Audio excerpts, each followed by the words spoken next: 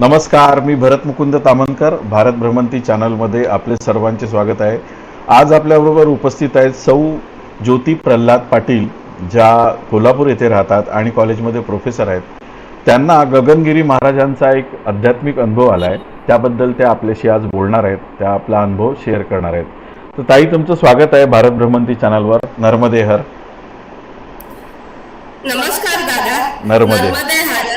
आणि दादा, तुमचं आभार मानलं पाहिजे की तुम्ही मला परमिशन दिली नाही, त्यात काय नाही. आणि सर्व सेवेकरांना सांगू इच्छिते की आजचा जो पॉडकास्ट आहे तो गगनगिरी महाराजांच्या बद्दल आहे, लाईव्ह. तर मी गगनगिरी महाराजांना का आहे म्हणते, कारण प्रत्यक्ष मी त्यांना 2 वेळा भेटलेले आहे. आणि प्रत्यक्ष संत कसे असतात आणि त्यांचं महात्मा कसं असतं याबद्दल मला म्हणजे सांगायचं आहे तुम्हाला. तर तो काळ पहिल्यांदा मी सांगू इच्छिते की तो काळ साधारण मी 97 साली माझं लग्न झालं आणि 99 साली आम्ही बदलापूरला फ्लॅट घेतला आणि त्याची वास्तुशांती साधारण 1 जानेवारी 1999 आम्ही हे केले, करायचे ठरवले. तर त्याच्या आधी म्हणजे माझ्या आई वडिलांच्याकडून, म्हणजे माझ्या वडिलांचं साधारण 80-82च्या दरम्यान कोल्हापूरला पोस्टिंग होतं. तर तुम्हाला माहिती की गगनगिरी महाराजांचे जे मठ आहे तर एक तर बावड्याला आहे कोल्हापूर जवळ, दुसरं हे खोपोलीला आहे. म्हणजे दोन ठिकाणी महाराज मुख्य असायचे. तर त्या काळामध्ये महाराजांच्या दर्शनाला माझे आई वडील जायचे आणि मग त्यांच्या बोलण्यातून आम्हाला कळलं की असे महाराज गगन बावड्याला आलेले आहेत आणि त्यांचे हातपाय जे आहेत ते माशानं खाल्लेले आहेत आणि खूप त्यांच्या चेहऱ्यावर तेजपुंज वगैरे आहे, असं आम्हाला त्या काळामध्ये म्हणजे बोलण्यावरून कळलं. आणि मग मी म्हणजे त्याच्यानंतर लग्न झाल्यावर मी असं ऐकलं की बाबा खोपोलीला महाराजांचा आश्रम आहे. तर मनामध्ये एक गोष्ट येऊन गेली, म्हणजे त्यावेळी 1 जानेवारी 99 माझ्या 2 BHK फ्लॅट मी विकत घेतलेला बदलापूरला. तिथं सगळं म्हणजे मला माझ्या फ्लॅटचं पूजन करायचं होतं, वास्तुशांती. तर माझ्या मनामध्ये एक विचार आला की जवळच खोपोलीचा आश्रम आहे, वेळ मिळाला तर गगनगिरी महाराजांच्या दर्शनाला मी जाईन. आणि मध्ये मला काही मनामध्ये हे आलं, एक विचार आला की खूप प्रयास, मुंबईमध्ये फ्लॅट घेणं म्हणजे सगळ्या आपल्या इच्छा पूर्ण करण्यासारखे आहे ना. आणि मी बदलापूरला फ्लॅट घेतलेले, तर माझी इच्छा होती की म्हणजे मी असं बोलून गेले की गगनगिरी महाराज आहेत इथं खोपोलीमध्ये आणि मला जर त्यांचा जर आशीर्वाद मिळाला तर मला खूप आनंद होईल, असं बोलून गेले सगळ्यांना. तर माझे वडील म्हणाले, त्यावेळी ते पण आलेले होते, ते म्हणाले ठीक आहे तुला मिळून जाईल. आणि पहाटे तुम्हाला सांगते 1 जानेवारीला आता पहाटे 3 वाजता मी उठले ना, तर संबंध सगळ्या फ्लॅट मध्ये मी अगरबत्ती वगैरे लावलेली नव्हती आणि मोगऱ्याचा वास येत होता. आणि गगनगिरी महाराजांना काय मोगरा खूप आवडायचा. आणि मी तर म्हणजे नंतर मी त्याला प्रत्यक्ष पाहिलं तर ते हातात किंवा गळ्यामध्ये त्यांच्या मोगऱ्यांच्या माळा असायच्या. तर मग सगळ्या फ्लॅट मध्ये माझ्या जवळजवळ 5 ते 10 मिनिटं मोगऱ्याचा वास येत होता. मग मी म्हटलं कुठून, मी तर उदबत्ती लावलेली नाही, हे बाहेर तर फ्लॅट सिस्टम मध्ये आपल्या कुठं मोगऱ्याची झाडं असतात, मग हा वास कुठनं आलाय म्हणून मी माझ्या वडिलांना म्हटलं. तर मी म्हटलं अगं हा जो आहे ना वास, हा महाराजांनी तुला आशीर्वाद देण्यास. मग माझ्या वडिलांना मी उठवलं, बघा. मग त्यांनी बघितलं तर ते म्हणाले हो खरंच वास येतोय मोगऱ्याचा. मग ते म्हणाले तुला आशीर्वाद देण्यासाठी प्रत्यक्ष गगनगिरी महाराज आलेले आहेत तिथं. बरोबर. आणि मग गगनगिरी महाराजांचं मी नामस्मरण केलं आणि त्यांना नमस्कार केला. आणि नंतर आम्ही सगळं आटपलं, म्हणजे जवळजवळ 1-2-3 दिवसानं मग 4 तारखेला असं समजलं की आम्हाला की महाराज खोपोलीच्या आश्रमामध्ये आलेले आहेत म्हणून. मग मी माझ्या वडिलांना म्हटलं की महाराज जर आलेले आहेत तर आपण स्वतः त्यांचं दर्शन घ्यायला, म्हणजे त्यांनी आपल्याला एवढा मला आशीर्वाद दिलाय तर आपण स्वतः त्यांचं दर्शन घ्यायला जाऊया. तोपर्यंत मला गगनगिरी महाराजांबद्दल काहीही माहिती नव्हती. बरोबर. कारण मला अक्षरशः काहीही माहिती नव्हती ते त्यांचं महत्व काय आहे वगैरे. मग आम्ही सगळे जवळजवळ 15-20 लोक गाडी करून खोपोलीच्या आश्रमामध्ये गेलो. सकाळी गेलो तर आम्ही तिथं पहिल्यांदा कसं महाराजांची एक लकब होती की महाराज आले म्हटले की खूप सेवेकरी त्यांचे भक्तगण जमा व्हायचे. तर मग महाराज पहिल्यांदा सांगायचे की भक्तगणाला की मी नाहीये असं सांगा म्हणून, या आश्रमामध्ये मी नाहीये असं सांगा. आणि कारण काय होतं, खूप भक्तगण आले की महाराजांना त्रास व्हायचा ना. आणि त्यावेळी त्यांचं वय साधारण 90च्या पुढं होतं ना. महाराजांचं वय जे होतं ते 90च्या पुढं होतं. मग ते 90च्या पुढं होतं महाराजांचं वय आणि त्यांना म्हणजे त्रास व्हायचा. म्हणजे ते आणि सेवेकरी किंवा भक्त आले म्हटल्यावर त्यांना अपेक्षा असते की महाराजांचं दर्शन घ्यायचं म्हणून. त्या आणि महाराज मध्ये समाधीमध्ये असले की महाराजांना यावं लागायचं ना की भक्तांचं दर्शन घ्यायला. मग हा शेवटी डिस्टर्बन्स आहे ना त्यांना महाराजांना.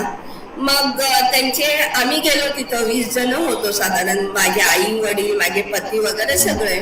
तर मग तिथं आम्ही सांगितलं की असं आम्ही बदलापूर वरून आलोय आणि आम्हाला दर्शन घ्यायचं आहे महाराजांचं. तर पहिल्यांदा ते सेवेकऱ्यांनी सांगितलं की महाराज इथं नाही आहे, आज सकाळी हेलिकॉप्टरने ते कसबा बावड्याला म्हणजे कोल्हापूरला हे गेलेलं आहे. पण एक मन अंतर्मन म्हणत होतं की महाराज इथेच आहेत. त्यांनी सांगितलं की महाराज इथे नाही. मग थोडे तिथं गर्दी होती, ती भक्तांची गर्दी कमी झाली. तर आम्ही म्हटलं आम्हाला नाही, आम्ही महाराजाच आहे, आम्ही एवढ्या लांबून आलोय. आणि त्यांना सांगितलं की महाराजांचा असा अनुभव आलेला आहे आम्हाला आणि आम्ही त्यांचं दर्शन घेतल्याशिवाय जाणार नाही. आणि दुसरी गोष्ट म्हणजे एक गोष्ट चांगली होती की त्यांच्या जो खोपोलीचा आश्रम आहे त्याच्यामध्ये जेवणाची पण सोय आहे, म्हणजे तुम्हाला ते प्रसाद देतात. मग साधारण आता आम्ही हट्टालाच पेटलेलो होतो ना की महाराजांचं दर्शन घेतल्याशिवाय जायचं नाही म्हणून. मग साधारण 12:30-1-2च्या दरम्यान त्यांचा सेवेकरी आला आणि म्हणाला महाराज आहेत पण ते समाधिस्थ अवस्थेमध्ये होते, तर तुम्हाला साधारण 5-5:30च्या दरम्यान ते बाहेर येतील आणि एका तासासाठी ते सगळ्या सेवेकऱ्यांना भक्तांना दर्शन देतील. ठीक आहे. मग आम्ही तिथं साधारण 5 वाजेपर्यंत बसून राहिलो. त्यांचा तुम्ही दादा खोपोलीचा आश्रम बघितला तर खूप सुंदर आहे. त्यांचा आजूबाजूला म्हणजे असं निसर्ग सौंदर्य आहे आणि नदी वगैरे थोड्या अंतरावर वाहते वगैरे, खूप छान आहे तो. मग त्या निसर्गामध्ये मग काय झालं, महाराजांची एक लकब होती की त्यांना झोपाळ्यावर बसलेलं आवडायचं. हा झोपाळ्याचं. मग जिथं दर्शनाला ते यायचे ना, म्हणजे असं महाराजांच्या तिथं झोपाळा असा पूर्वीचा तुम्हाला माहित असेल की याच्यामध्ये कोकणामध्ये ते कढीपाटाचे असायचे झोपाळे, तसे असायचे. मग महाराजांना तिथं आणून ठेवायचे लोक आणि मग त्यांच्या हे भक्तगण मग ते त्या झोपाळ्यावर बसायचे आणि मग ते म्हणजे बाकीचे त्यांचे भक्तगण होते त्यांना ते झोका द्यायचे. तर 5-5:30च्या दरम्यान तर एका भक्ताच्या पाठीवर बसून महाराज आले आणि ज्यावेळी मी महाराजांकडे बघितलं तर दादा मी त्यांच्या चेहऱ्याला म्हणजे डोळ्याला मी बघू नाही शकले, कारण एवढं तेज होतं त्यांच्या डोळ्यामध्ये. बापरे, मी असं ते म्हणजे असं तेजपुंज असं वाटतं ना, तसं हे होतं. त्यांची पांढरी दाढी वाढलेली होती आणि त्यांनी काय केलेलं, सगळ्या गळ्यामध्ये, हातामध्ये, पायामध्ये सगळीकडं याच्या मोगऱ्याच्या माळा घातलेल्या होत्या आणि त्याचा मंद असा सुवास छानपैकी येत होता. आणि बघितले म्हणजे ते पाठीवर बसून आले ना, आणि त्यांनी ते याच्यावर ठेवलं, ते झोपाळ्यावर ठेवलं, तर बघितले दादा, तर त्यांचे पाय एवढेशे छोटे छोटे पाय होते, लहान मुलासारखे पाय, आणि हात पण लहान मुलासारखे. म्हणजे त्याचा पाय हात हा प्रकार म्हणजे छोटे. नंतर मला कळलं की महाराजांनी काहीतरी कितीतरी 14 का 30 वर्ष पाण्यात तपश्चर्या केली आणि त्यांचे हात किंवा पाय ते माशाने खाल्ले. त्यामुळे त्यांना काय व्हायचं की चालता यायचं नाही महाराजांना, आणि महाराजांना चालता यायचं नाही, त्यामुळे ते काय करायचे, भक्तगणाच्या पाठीवर बसून यायचे नेहमी. मग आणि त्यामुळे मी बघितले असे ते सडसडीत होते आणि साधारण ते 40 म्हणजे साधारण 5 फूट 3 इंच वगैरे उंच वगैरे होते. पण तेज काय त्यांच्याकडे, चेहरा असं बघायला महाराज तर मला म्हणजे तेज, डोळे 3-4 वेळा मी प्रयत्न केला पण त्यांच्या चेहऱ्याकडे बघू शकलं नाही, असं डोळ्यासमोर माझे तेज होत. तर मग त्यांचं मग म्हणजे असंच याच्यावरून दर्शन, मग हळूहळू ते भक्त, ज्यावेळी मी माझा दर्शनाचा योग आला ते एकदम बोलून गेले की तुझ्या घरी महाराज माझ्या, मी म्हंटल की वास्तुशांती 1 तारखेला झाले, तुम्ही माझ्या घरी या महाराज. तर एकदम बोलून गेले 1 तारखेला मी तुझ्या घरी येऊन गेलेलो. म्हणजे तो जो सुवास होता तो महाराज आल्यावर तो होता, तो म्हणजे त्या फ्लॅटला महाराजांचा मला आशीर्वाद मिळाला ना. आणि त्याच्यानंतर जवळजवळ आणि त्या 1 तासामध्ये तर जवळजवळ हजारो भक्तजण दर्शन घेतलं. मग ते कसं आहे, जादा भक्त हे झाल्यामुळे मग महाराजांना त्रास होतो ना, मग त्यांनी 6, 6:30, 7च्या दरम्यान थांबवलं आणि मग ते परत समाधी हे घ्यायला गेले. मग म्हणजे हे जे साल आहे ते साधारण 99च्या दरम्यान 5-6 तारखेला मी दर्शन घेतलं. मग थोडक्यात काय म्हणजे माझ्या प्रत्यक्ष मी आज गगनगिरी महाराजांना पाहिलं. मी आतापर्यंत कधीही असं प्रत्यक्ष संत लोकांना किंवा महात्मा लोकांना पाहिलं नव्हतं ना. मग ते बघितल्यावर मी म्हणजे इतका गगनामध्ये माझा आनंद झाला की म्हणजे हे काय म्हणतो ते आपण संसारिक लोक जे असते ते सगळं माझं करत असतो, पण हे लोक ना हे सगळ्यांना म्हणजे आपल्या धुंदीमध्ये असतात ना ते. तर दादा हा माझा पहिला अनुभव आहे. आता सेवेकरांना मी सांगू इच्छिते की दुसरा जो अनुभव आहे तो साधारण 2001च्या दरम्यानचा आहे. म्हणजे साधारण 99ला झाला, नंतर 2001ला आम्ही सगळ्या म्हणजे आता तोपर्यंत सेटल झालेले होते. त्यावेळी माझा जॉब NPSC सिलेक्शन माझं 2003ला झालं, नंतर पोस्टिंग मालकांना मिळालं. तर त्याच्या 2001 साली आम्ही म्हणजे सगळ्या BCतल्या म्हणजे जवळजवळ आमचे फ्लॅट 19 होते. तर त्या सगळ्या BCतल्या बायकांनी ठरवलं की नंतर महाराजांचा माझा संबंध आला नाही. मग नंतर समजलं की असा काहीतरी महोत्सव आहे खोपोलीला, आणि त्या ऑन द स्पॉट आम्ही ठरवलं सगळ्या बायकांनी की आपण जायचं खोपोलीला म्हणून. आणि मग आम्ही सगळे हे करून वगैरे खोपोलीला ट्रेननं गेलो. तर नेहमीप्रमाणे महाराज आहेत का नाही वगैरे, तर सेवेकरांनी सांगितलं की महाराज नाही म्हणून.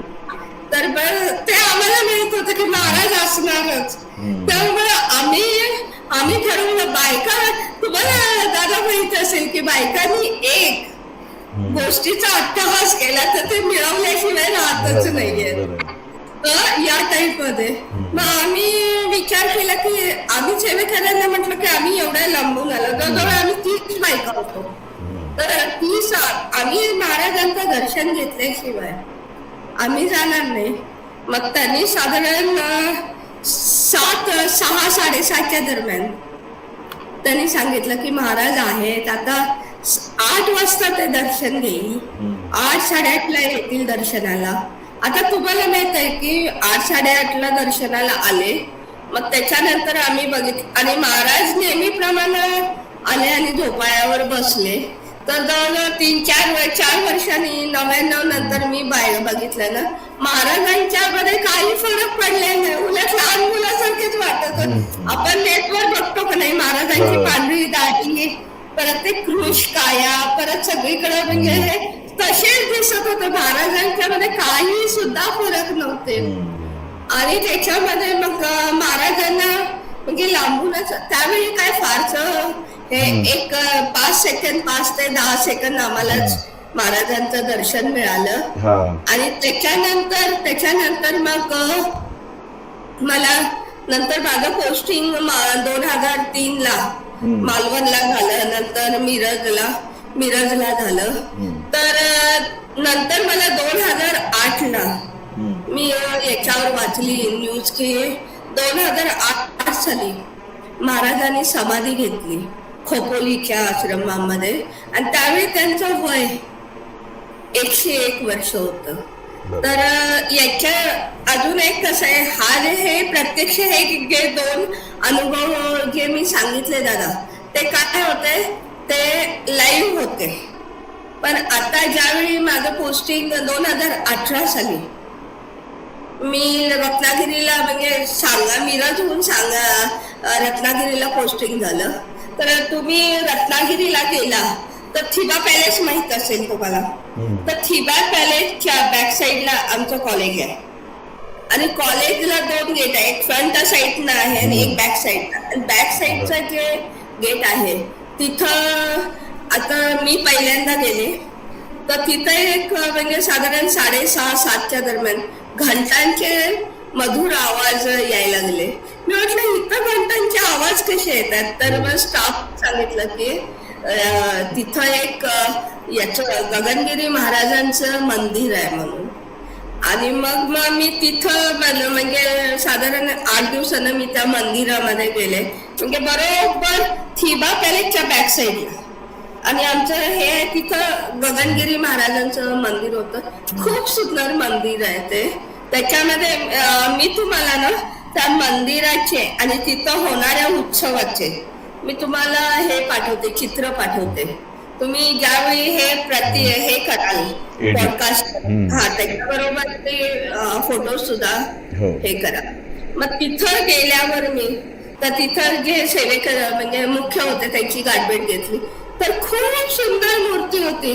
तर एका साईडला दत्ताची मूर्ती, दुसऱ्या साईडला गगनगिरी महाराजांची मूर्ती. आणि गगनगिरी महाराजांची मूर्ती इतकी हुबेहूब होती. मग तिथं मी ते मुख्य होते त्या दादांना सांगितलं, गगनगिरी महाराजांना मी प्रत्यक्ष भेटली म्हटलं. आणि 2 वेळा मग त्यांनी सांगितलं. मग त्यांनी हळूहळू मी तिथं जे कार्यक्रम होत होते त्याच्यामध्ये मी भाग घ्यायला लागले. मग ते गगनगिरी महाराजांचा उत्सव असो किंवा दत्त जयंती असो सगळीकडं. आणि तुम्हाला दादा माहित आहे की कोकणामध्ये पहिल्यांदा उत्सव असलं की पालखी निघते.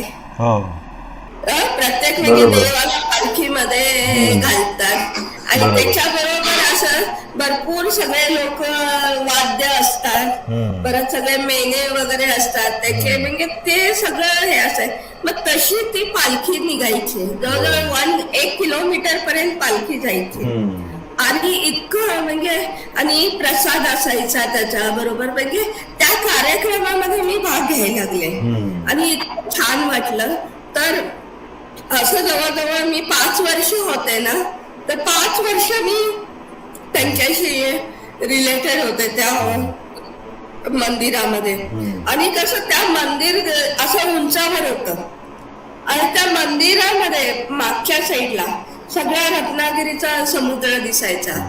आणि तुम्हाला माहितीये तिथं गेलं की इतकं छान वाटायचं त्या मंदिरामध्ये की तुम्हाला ते फोटो पाठवेन मी. असं पाठीमागे गेलं ना तर सनसेट दिसायचा आणि ते सनसेट खाली येताना म्हणजे नॅचरल वेनं सगळं समुद्र ते सनसेट वगैरे इतकं मनोरम्य दृश्य. मी गेले ना तिथं 1.5-2 तास हालायचेच नाही तिथं, इतकं छान वाटायचं दादा त्यामध्ये. तर मग अजून एक तिथं जे आलेला मी तुम्हाला अनुभव सांगते.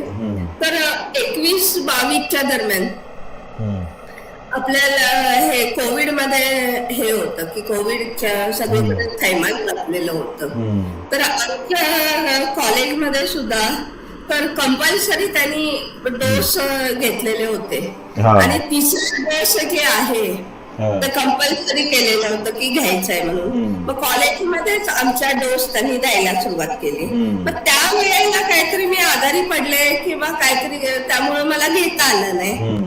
मग कॉलेजमध्ये त्यांनी कंपल्सरी केलेलं की बाबा तुम्हाला 3rd डोस, तुम्ही एवढ्या मुलांच्या मधून वावरता, तुम्हाला 3rd डोस कंपल्सरी घेणं आवश्यक आहे. तर मग आता त्यावेळी काय होतं याचे जे आहेत कोविडचे ती लस मिळणं अशक्य झालेलं होतं. आणि मग त्यामुळे आणि रत्नागिरी सारख्या सिटीमध्ये म्हणजे मुंबईवरून लस येणार आणि मग ती सगळ्यांना मिळणार म्हणजे यामुळं त्याचा तुटवडा पडलेला होता. मग आता कॉलेजमधल्या सगळ्या लोकांनी घेतलेलं होतं, माझंच राहिलेलं. मग मी विचार केला की काय करू आता. मग मी माझं थोडस मन हे झालेलं होतं. मग मी काय केलं, संध्याकाळी मी त्या गगनगिरी महाराजांच्या कॉलेजच्या पाठीमागच्या साईडला होतं तिथं गेले.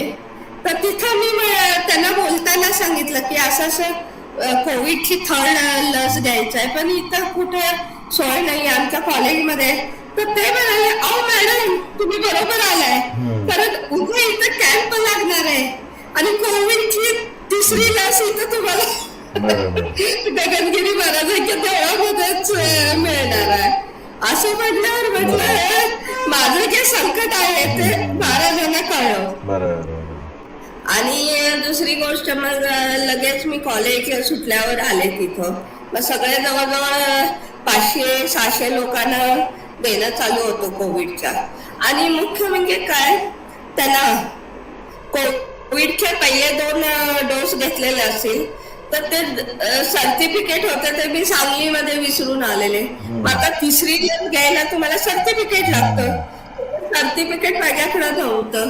मग तिथं महाराजांना हात जोडले, म्हटलं महाराज काही करून मला लस मिळू दे हो. तर मग असं केल्यावर मग ते मी म्हटलं तुम्हाला नंतर आणून देईन मी. आणि मग 3री लस मला मिळाली, म्हणजे 3री लस मी घेतली आणि मग मी घरी आले. म्हणजे महाराजांनी एवढं म्हणजे ती लस घेण्यासाठी मला पुण्याला वगैरे जावं लागलं असतं. लस घेण्यासाठी महाराजांनी तिथं उपलब्ध करून दिलेलं मला. आणि म्हणजे हा देवळामध्ये आलेला मला 3रा अनुभव गगनगिरी महाराजांचा. आता मग मी विचार केला की गगनगिरी महाराजांच्या बद्दल आपण जरा वाचूया, म्हटलं नॉलेज घेऊया काय काय आहे. तर ते गगनगिरी महाराजांच्या बद्दल मी नॉलेज घ्यायला सुरुवात केली. तर लहानपणापासूनच त्यांना अध्यात्माची ओढ होती. आणि ज्यावेळी ते आता काय सेवेकऱ्यांना असं वाटतं, काय वेळा सेवेकऱ्यांना कसबा बावडाला ते दिसायचे, तर काय सेवेकऱ्यांना ते मुंबईला दिसायचे. म्हणजे एका ठिकाणी महाराजांचा ठिकाणा नव्हता. कोणाला कशा वेशामध्ये दिसतील ते काय सांगता यायचं नाही. आणि त्यांनी ज्यावेळी संबंध नेपाळ, पशुपतीनाथ, मानस सरोवर वगैरे या ठिकाणी त्यांनी पायी प्रदक्षिणा केलेली आहे. आणि महाराजांना खूपशा सिद्धी प्राप्त होत्या असं म्हणतात. पण महाराजांच्या आशीर्वादानं माझ्या फ्लॅटची बदलापूर, आता तो कन्स्ट्रक्शन मध्ये गेलाय फ्लॅट, आता मला मिळेल तो 1-1.5 वर्षात. पण त्यानंतर जी माझी उन्नती झाली ती थांबलेली नाहीये. आणि दुसरी गोष्ट म्हणजे महाराजांचे लाईव्ह, म्हणजे महाराज म्हटलं की मला त्यांचे ते छोटे छोटे पायच आठवतात आणि तो मोगऱ्याचा सुगंध आठवतात. आणि कसं आहे, बाकीच्या सगळ्या लोकांना म्हणजे महाराजांना मी प्रत्यक्ष पाहिले नाही, पण या महाराजांना मी प्रत्यक्ष पाहिले. त्यांच्याशी आवाज तो इतका मधुर असायचा त्यांचा, असं घंटा वाजतात असे किनकिनल्यासारखं असं यायचं असं. तर दादा मला हे अनुभव शेअर करायचे होते गगनगिरी महाराज बद्दल. तो पहिला तुमचा अनुभव फार सुंदर आहे. तुमच्या फ्लॅटमध्ये महाराज स्वतः येऊन गेले आणि तुम्हाला जेव्हा तुम्ही भेटलात तेव्हा त्यांनी सांगितलं पण की मी तुझ्या घरी ऑलरेडी येऊन गेलोय 1 तारखेला. म्हणजे तो एकदम सुंदर अनुभव आहे. दुसरा पण अनुभव छान आहे आणि तिसराही छान आहे. तर तुम्ही वेळात वेळ काढून हे तुमचे सुंदर अनुभव सांगितले माझ्या चॅनलवर, त्याबद्दल तुमचा मनापासून मी आभारी आहे. आणि अशाच प्रकारचे अनुभव ऐकण्यासाठी बघत राहा भारत भ्रमंती. भेटूया अशाच एखाद्या नवीन व्हिडिओमध्ये. तोपर्यंत नर्मदे हर. नर्मदे हर ताई. श्री स्वामी समर्थ.